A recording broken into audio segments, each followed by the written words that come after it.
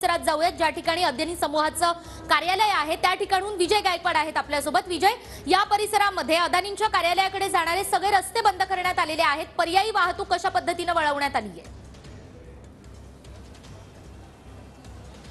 निकिता, आपण बघू शकता की मी आता अदानीची जी इमारत आहे त्या इमारतीच्या समोर उभा आहे आणि आपण जर बघितलं तर माझ्या समोर जी दिसणारी जी इमारत आहे ही अदानीची इमारत आहे आणि याच अदानीच्या इमारतीकडे जे जाणारे जे रस्ते आहेत हे रस्ते मात्र पूर्णपणे बॅरिकेड्स लावून जे आहेत हे बंद करण्यात आलेले आहेत। आपण जर बघितलं तर माझ्या समोर आपण या ठिकाणी पूर्णपणे बॅरिकेड लावलेले आहेत। अदानी समूहाचे जी सुरक्षा रक्षक जे आहेत हे सुरक्षा रक्षक या ठिकाणी तैनात करण्यात आलेले आहेत। तर दुसरीकडे आपण जर बघितलात तर या ठिकाणी जो पोलिसांचा जो बंदोबस्त आहे हे प्रचंड असा पोलिसांचा बंदोबस्त या ठिकाणी तैनात करण्यात आलेला आहे।